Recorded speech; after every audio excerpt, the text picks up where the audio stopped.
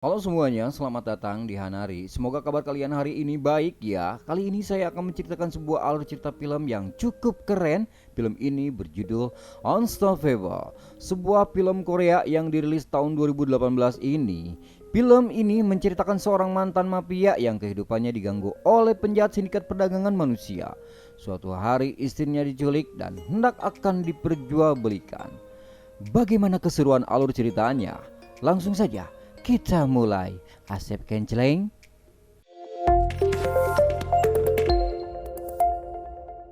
Pria ini bernama Dong Chul.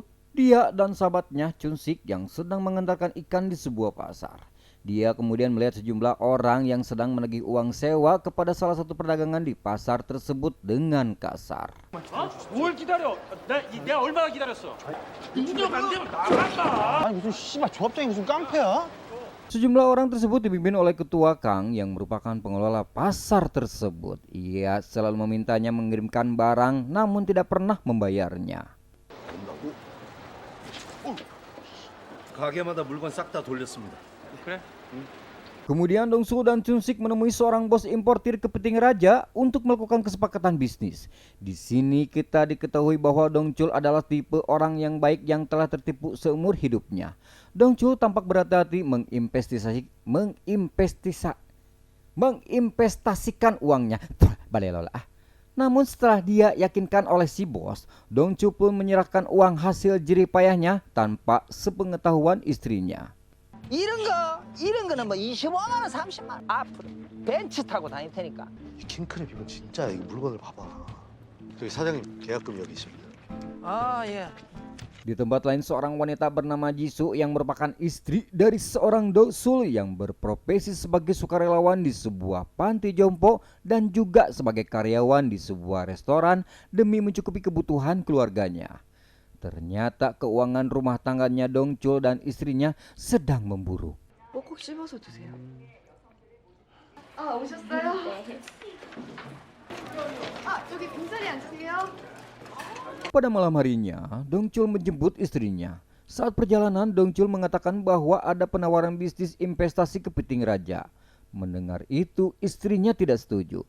Terhubung keuangan mereka dalam kondisi buruk. Meskipun Dong Chul sudah berusaha mati-matian memujuknya. 박 사장 형 있잖아. 있다니까. 됐어! 그만 좀 해. 아, 진짜 미치겠다, 진짜. 하니까 나는 그냥 생각을 그래, 알았어. Sementara itu, seorang pria bernama Gite yang merupakan mafia sindikat perdagangan manusia, ia dan anak buahnya terlihat sedang menagih utang kepada seseorang. Namun, pria tersebut tak mampu membayar hutangnya. Saat hendak membunuh, tiba-tiba datang anak perempuan dari pria tersebut. Tak ingin menyia-nyiakan kesempatan, GT pun pergi sambil membawa anak perempuan pria tersebut. 딸내미 죽이고 싶으면 꽉 잡고 있어. Saat di perjalanan, mobil GT tak sengaja menabrak mobil Dong Chul dikarenakan supir GT meleng mencari udut. Di situ Dong Chul turun dan memeriksa kondisi mobilnya. Ia kemudian menghampiri sopir GT untuk membuat laporan kerusakan. Namun GT dan anak buahnya yang panik karena sedang membawa gadis hasil penculikannya hanya memberikan kartu nama dan sejumlah uang yang dilemparkan kepada Dong Chul. 보험 처리해드리겠습니다. 아 예. 보험만 할 때 이 돈 갖고 그냥 가라니까. 받으라고.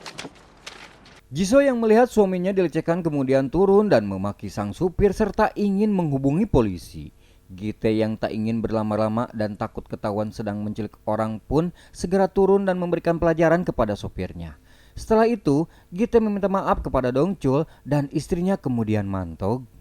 제가 대신 사과드리겠습니다. 보험 처리하고 연락드리겠습니다. Keesokan harinya, Chung Sik mengeluh kepada Dong Chul tentang masalah keuangannya dan juga mengenai investasi kepiting raja yang belum juga cair padahal sudah 1 bulan. Tiba-tiba Dong Chul menerima telepon yang memberitahukan bahwa kapal pembawa kepiting raja yang dia investasikan ditahan oleh pemerintah Cina. 중국에 배가 납포됐다는데 조금 기다려보자고. 아니 소문이 뭐 Sementara itu, Jisoo sedang menemui pengacara terkait rumahnya yang terancam disita. Di situ Jisoo disarankan agar bercerai untuk menghindari penyitaan. Saat keluar, Jisoo mendapatkan pesan dari Dong Chul untuk menemui di sebuah restoran. Tanpa disadari, Jisoo sedang diawasi oleh anak buahnya Gite. 어떻게 지금이라도 좀 방법이 없을까요? 방법이 있기는 한데. Saat bertemu, Jisoo merasa keberatan karena restoran tersebut terlalu mahal dan mereka sedang kekurangan uang. Di situ Dongchul kemudian berterus terang tentang investasi kepiting rajanya. Dongchul berinvestasi dengan uang pinjaman sebesar $100.000. Jisoo yang mendengarnya merasa kesal dan pergi meninggalkan Dongchul. 아니 내가 진작에 그 얘기하려고 했는데 그걸 얼마나 샀는데? 그거 뭐? 1억? 야 강동철! Setibanya di rumah, Jisoo mengirimkan pesan kepada Dongchul agar segera pulang. Tak lama kemudian, bel rumahnya berbunyi yang Jisoo sangka suaminya telah datang. Namun ternyata itu adalah anak buah Gite yang berniat untuk menculiknya. Alhasil Jisoo pun dibius dan dibawa oleh anak buah Gite. 누구세요? Dongsul yang baru sampai di rumahnya mendapati rumahnya dalam keadaan berantakan. Dia sadar bahwa seorang telah menculik istrinya dan bergegas mencarinya. 자기야 나왔어. 자기야 자는 거야? Keesokan harinya, Dongchul melaporkan penculikan istrinya ke kantor polisi. Dia kemudian diperlihatkan rekaman CCTV, namun karena saat itu sedang hujan, maka plat nomor mobil tersangka tidak terlihat. Sang Dongsul keluar dari kantor polisi, dia menerima telepon dari Gite. Gite mengancam akan membunuh Jisoo jika melapor ke kantor polisi. Kemudian Gite menyuruh Dongsul untuk bertemu di sebuah restoran. 네 마누라 데려간 사람. 명함 하나 붙어 있을 거야. 2시까지 거기로 와. 아 저기요 잠깐만 Di restoran, Dongchul menunggu Gite yang tak kunjung datang. Sementara di depannya sudah ada HP dan tas yang tersedia di sana. Tak lama kemudian, HP tersebut berbunyi. Dalam percakapan tersebut, Gite memberikan tas yang berisikan uang sebagai pertukaran istrinya dengan Dongchul. 뭐 하자는 거야? 나 시킨 대로 했잖아. 왜 안 와? 아무튼 네 앞에 가방 보이지? 네 마누라 몸값. Kemudian Dongsul membawa uang itu ke kantor polisi. Polisi menunggak bahwa ini bisa saja kasus perdagangan manusia. Kemudian polisi mengamankan sejumlah uang tersebut untuk diselidiki lebih lanjut. 납치범한테 돈을 받았다고요? 그러니까 몸값이라고 돈은 받았고. 네.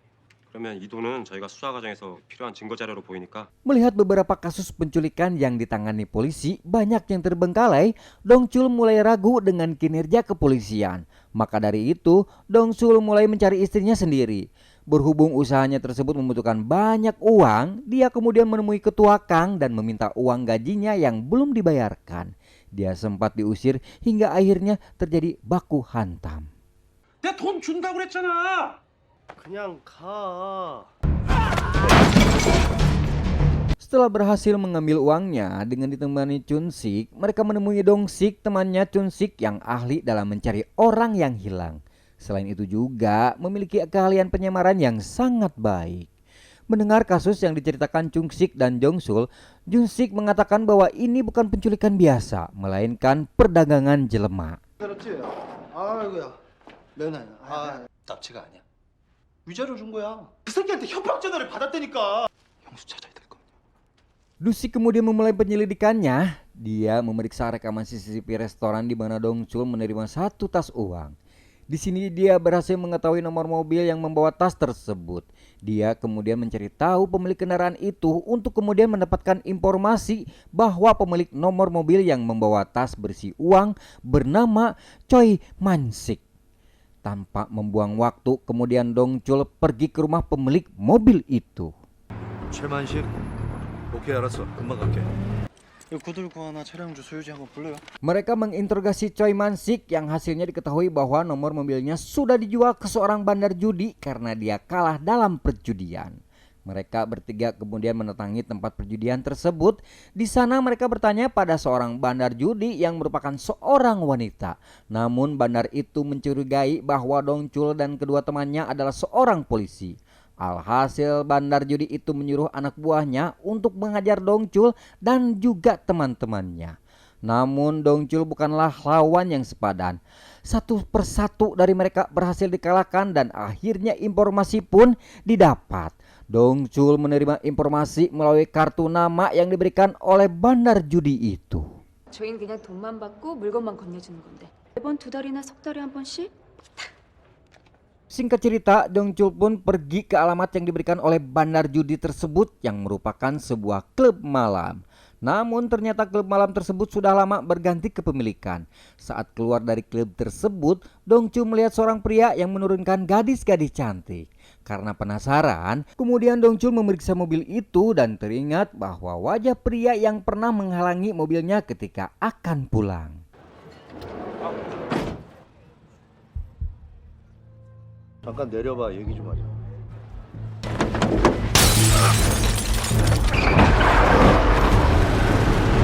Tak lama kemudian, Dongchul menerima sebuah telepon dari seorang polisi bahwasannya mereka menemukan jasad seorang wanita yang memiliki ciri-ciri yang sama dengan istrinya Jisoo.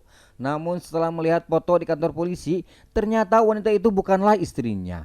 Kemudian salah satu polisi mengatakan bahwa wanita yang ditemukan tewas bernama Lee En-jong, wanita yang hilang sejak 2 tahun yang lalu. Berdasarkan penyelidikan dari Dong-sik, suami Lee En-jong menyerahkan diri tak lama sejak istrinya ditemukan tewas karena merasa bersalah telah menjual istrinya pada komplotan Gite. 지수 아니에요. 2년 전에 실종 신고된 여자네요. 아주 중요한 인물이 이은정 남편. Dongchul kemudian menemui suami korban dan dia memberikan sebuah petunjuk yang mungkin bisa membantu Dongchul untuk menemukan istrinya. Namun saat Dongchul akan pergi, ia dikejutkan dengan laki-laki yang bunuh diri dan jatuh tepat di sebelah mobilnya.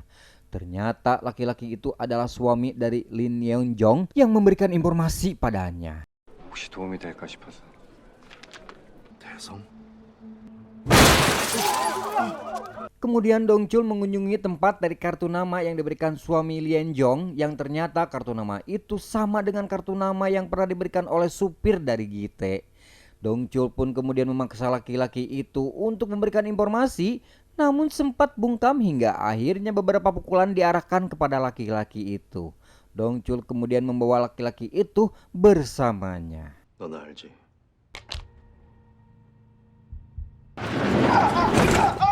모른다니까. 이 사람이 진짜 뭐 하자는. 너 내가 확인 좀 해야겠다. Dari CCTV, Gite melihat apa yang dilakukan Dongchul kepada salah satu anak buahnya. Ketika sedang menanyakan hal itu, kemudian Gite melakukan video call kepada Dongchul dan memperlihatkan keadaan istrinya.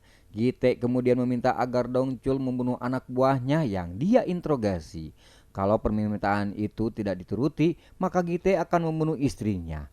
Dan dengan sangat terpaksa, Dongchul membunuh laki-laki anak buah Gite itu. Namun Dongchul dengan cerdas hanya membuat laki-laki itu hanya pingsanlah. 둘이 뭐 하냐고 지금? 형! 아니! 형! 잠깐만! 이거 안 죽은 거야. 안 죽은 거야. Gite kemudian menyuruh Dongchul agar mengembalikan uangnya yang berada di tangan polisi. Tidak ada pilihan lain dong. Dongchul terpaksa harus mencurinya dari pihak kepolisian. Dengan keahlian penyemaran dari situ, Dong-sik dan juga Dong-sik, akhirnya Dongchul berhasil mencuri uang dari kantor kepolisian. 예, 서울중앙지검에서 나왔거든요. 아니 증거품 확인 때문에 나왔어요. 감식반에서는 지문 감식 안 된다고 그래서 예. 수고하세요.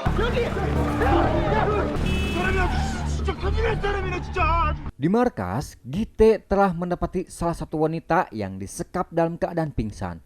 Wanita itu dipukuli ketika hendak ditanam paksa. Terlihat Gite sangat marah dan memukuli anak buahnya. 도망치는 걸 몇 대 폈더니 기절했습니다. 너 얘가 얼마짜린지를 알고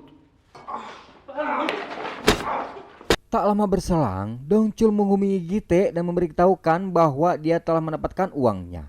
Dia kemudian menyuruh Dongchul untuk bertemu di markasnya. Di sisi lain, Dongchul memberitahu bahwa pihak kepolisian mengenai pertemuan mereka.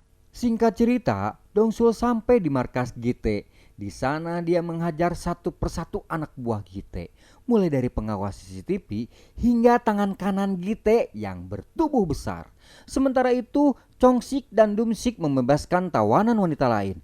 Dongchul tak mendapati istrinya di markas Gite. Kemudian dia pergi mencari istrinya.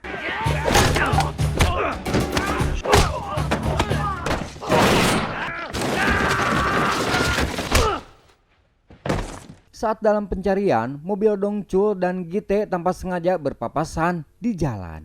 Mengetahui itu adalah mobil Dongcul, Gite dan anak buahnya kemudian kabur melarikan diri sehingga aksi Pak Udak-Udak pun terjadi. 저 새끼 경찰이었나?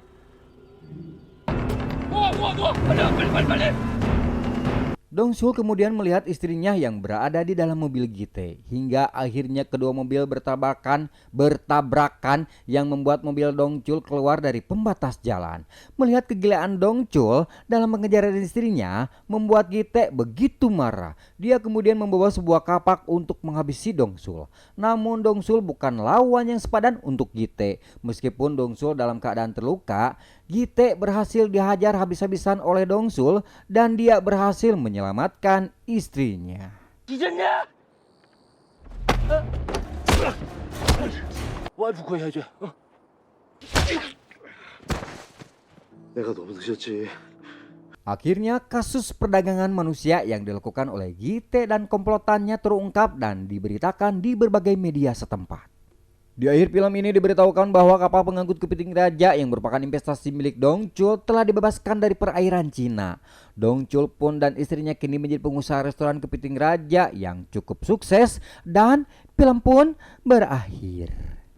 Pesan moral yang bisa kita ambil dari film ini adalah bahwa kita sebagai laki-laki yang sudah pun mempunyai istri harus menyayangi istrinya.